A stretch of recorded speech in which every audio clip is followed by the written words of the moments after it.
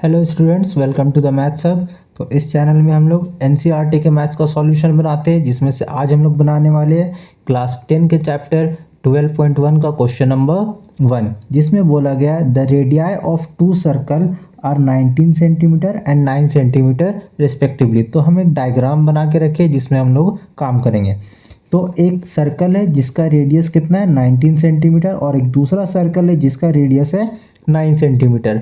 तो इसको अगर हम लोग R1 ले लेते हैं, ये हो जाएगा 19 सेंटीमीटर और ये R2 हो जाएगा, ये हो जाएगा 9 centimetre. Then find the radius of the circle which has circumference equal to the sum of circumference of the circle of the two circle. तो ये एक सर्कल है, बड़ा सर्कल, ठीक है। तो हम लोग को इसका रेडियस फाइंड करना है। तो इसको हम लोग बड़ा आर ले लेते हैं, ये बड़ा रेडियस हो गया, ठीक है। लेकिन बोला क्या गया कि इसका जो सरकमफ्रेंस है, बड़े वाले सर्कल का जो सरकमफ्रेंस है, इन दोनों सर्कल के सरकमफ्रेंस के सम यानी दोनों के प्लस के इक्वल है। तो इसका सरकमफ्रेंस और इसका सरकमफ्रेंस दोनों का जब हम लोग प्लस कर देंगे, सम कर देंगे, तो जो सरकमफ्रेंस आएगा वो इसके सरकमफ्रेंस के इक्वल होगा। तो यहाँ पे इसको हम लोग इक्वल दे देते हैं। तो इसके लिए हम लोग सबसे पहले लिख लेंगे, इसका हो जाएगा R1 is equal to 19 centimetre और R2 हो जाएगा 9 सेंटीमीटर एंड बड़ा वाला R यानी बड़े वाले सर्कल का रेडियस हम लोग को फाइंड करना है। तो इसका रेडियस फाइंड करने के लिए हम लोग क्या करेंगे, जो क्वेश्चन में बोला गया उसी को लिखेंगे। क्वेश्चन में बोला गया इसका जो सरकमफ्रेंस है बड़े वाले सर्कल का, इसके और इसके सरकमफ्रेंस के सम के इक्वल होगा। उसी चीज़ को हम लोग यहाँ पे लिख लेते हैं। तो लिखेंगे circumference of bigger circle is equal to sum of circumference of both circle. तो बड़े वाले सर्कल का जो सरकमफ्रेंस होगा वो ये दोनों सरकमफ्रेंस के सम के इक्वल होगा। अब इक्वल के नीचे इक्वल लिख देते हैं और ये बड़े वाले का रेडियस क्या है, R है, तो इसका हम लोग यहाँ पे लिखेंगे। और सरकमफ्रेंस का फॉर्मूला होता है 2 पाई और बड़ा वाला R लगा देंगे यहाँ पे।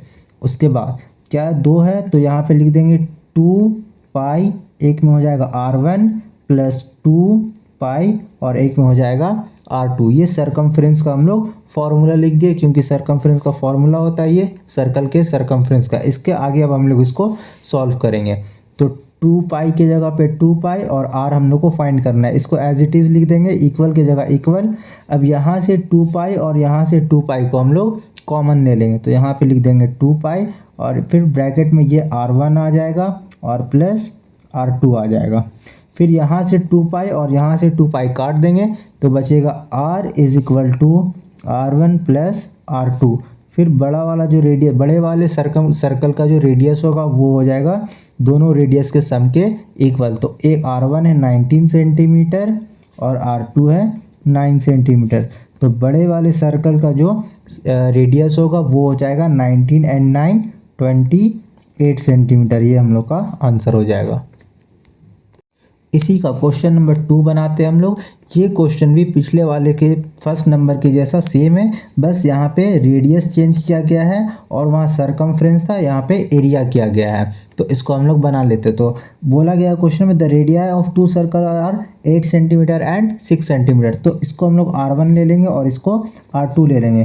तो R1 हो जाएगा 8 सेंटीमीटर एंड R2 हो जाएगा 6 सेंटीमीटर। आगे बोला जाता है find the radius of the circle having area equal to the sum of the areas of two circle. एक और सर्कल है, उसका रेडियस को हम लोग R ले लेते हैं, ठीक है, और ये हम लोग को फाइंड करना है।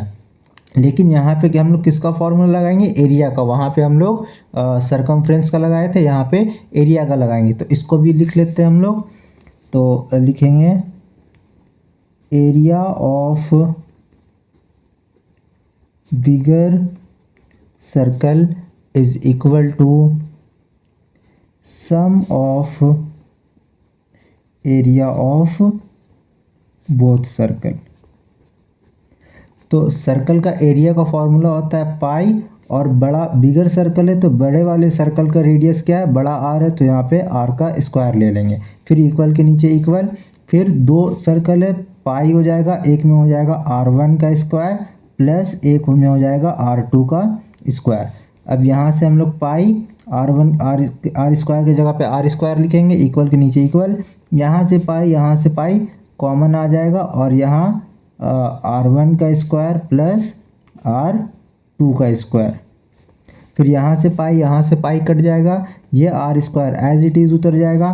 R1 कितना है, R1 है 8 सेंटीमीटर, तो यहाँ पे लिखेंगे 8 और R1 में स्क्वायर है तो 8 में भी स्क्वायर लग जाएगा। फिर प्लस के जगह पे प्लस, R2 है 6 सेंटीमीटर, तो यहाँ पे 6 ले लेंगे और R2 में स्क्वायर है तो 6 में भी स्क्वायर लग जाएगा। फिर यहाँ पे आर स्क्वायर हो जाएगा। इसको और आगे फर्दर हम लोग सॉल्व करते हैं। 8 का स्क्वायर 64 प्लस 6 का स्क्वायर 36, यहाँ फिर हो जाएगा R square is equal to, अब ये दोनों को अब हम लोग ऐड करेंगे तो आएगा 100। फर्दर फिर आर से स्क्वायर हटाएंगे तो 100 में रूट लग जाएगा और 100 का रूट होता है 10, तो ये हो गया 10 सेंटीमीटर हम लोग का फाइनल आंसर।